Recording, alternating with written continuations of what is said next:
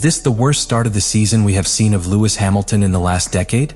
The 7-time world champion arrived in Miami with many doubts, and what happened in free practice did nothing but confirm them. The start of the 2025 Miami Grand Prix brought with it a particular emergency feeling.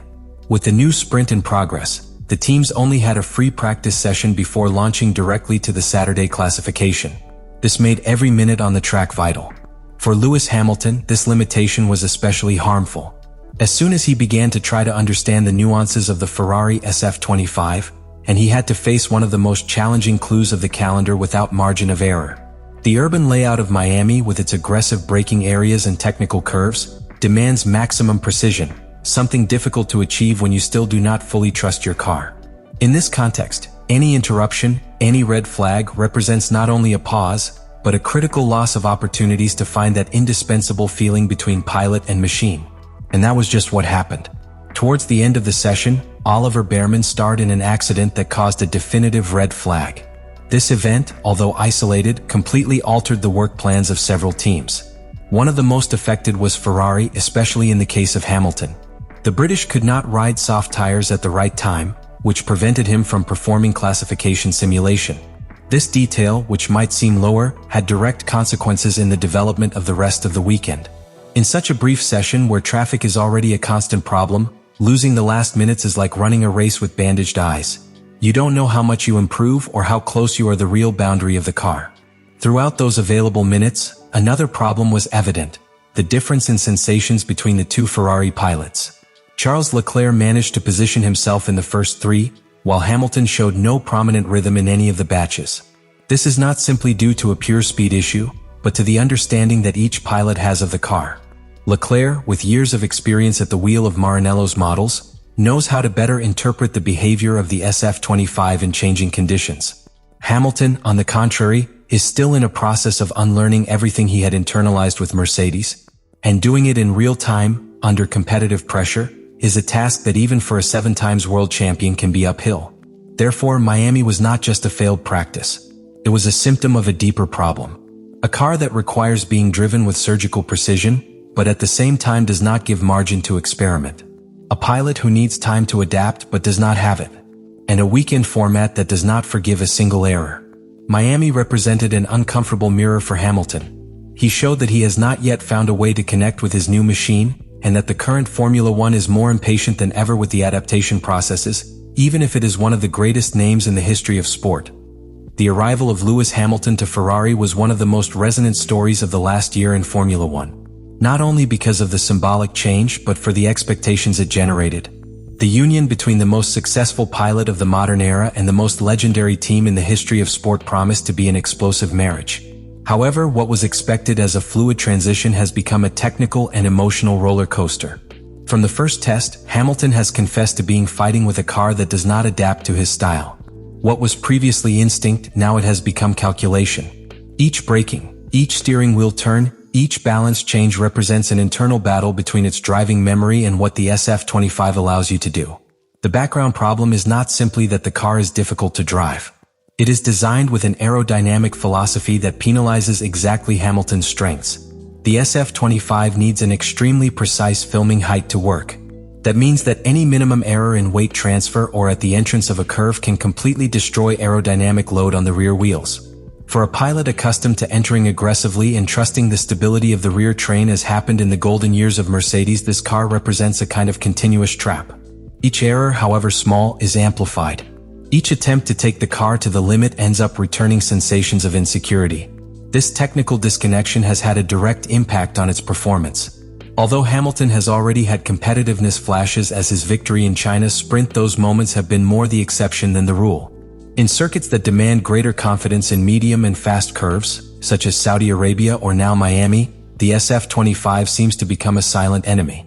One that does not forgive mistakes, which does not allow improvisation and punishes any attempt to drive naturally. Telemetry has confirmed this weakness in its current piloting. It loses time in the sectors where it should stand out the most. Beyond the technical, there is the human factor. Hamilton has publicly recognized that this adaptation is costing him more than he had imagined. He compared his current situation with his arrival at Mercedes in 2013, when he also needed months to understand a new form of work and a completely different team culture. But there is a key difference. In Mercedes he had time. In Ferrari, the media pressure, the weight of the legacy, and a calendar full of weekend sprint demands immediate results. And that leaves you even less margin to make mistakes. Each lost session, such as Miami, represents not only time that it cannot recover, but a less opportunity to find that essential connection with the car. What we are witnessing with Hamilton and Ferrari is not just a matter of performance. It is a struggle to rebuild its trust from scratch, facing an environment that does not adapt to it and a car that seems designed with another logic. In this second act of his career, the challenge is not to reach the top, but to learn again. What is happening with Lewis Hamilton and Ferrari is not just a difficult stage personally, it is also a symptom of something deeper that affects the team itself. Ferrari has invested not only in a pilot but in a symbol. Hiring Hamilton was a statement of intentions, a commitment to excellence, experience, and leadership. But when that figure fails to shine from the first moment, a crack opens that can affect both the internal morale of the team and the external perception of its project. In modern Formula One, time is a luxury that nobody has. And a team like Ferrari, which has been desperately looking for years to return to the top, cannot afford a long adaptation without questions.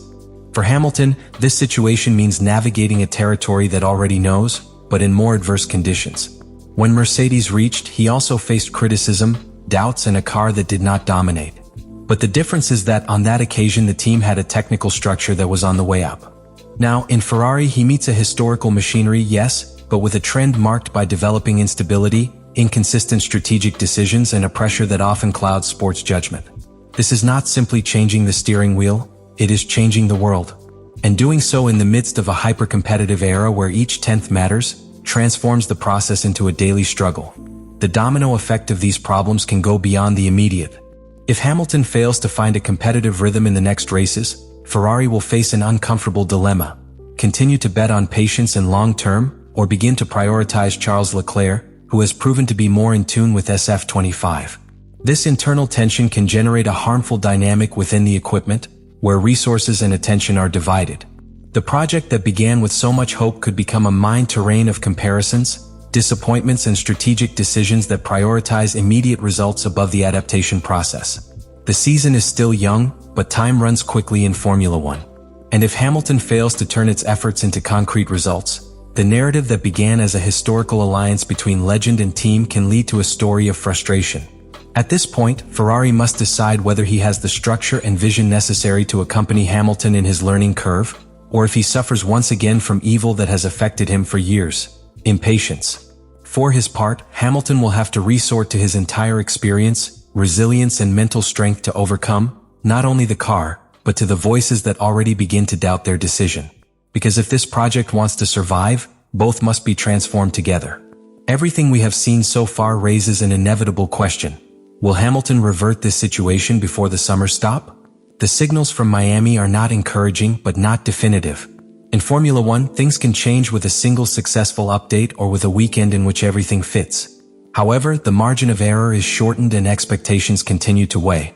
Ferrari needs results and Hamilton needs time. And those two elements rarely live in harmony within a team that lives under the constant magnifying glass of the world of motoring. It is precisely at times like this when the story of a pilot can be redefined. The difficulties that Hamilton faces could become the prelude to a memorable comeback, or in the most difficult chapter of his career. But the story is not yet written. Therefore, I want to know your opinion. Do you think Lewis Hamilton will adapt completely to the SF25 and fight for victories this year? Or are we seeing the beginning of a stage that will never be consolidated? Share your vision in the comments and discuss whether this union between Ferrari and Hamilton still has a brilliant future ahead. And if you are interested in following this type of detailed analysis about the season, the pilots, and everything that happens behind the cameras in Formula One, be sure to be subscribed. Each race offers us new pieces of the puzzle, and here we will continue to decipher each one with depth. This is just beginning.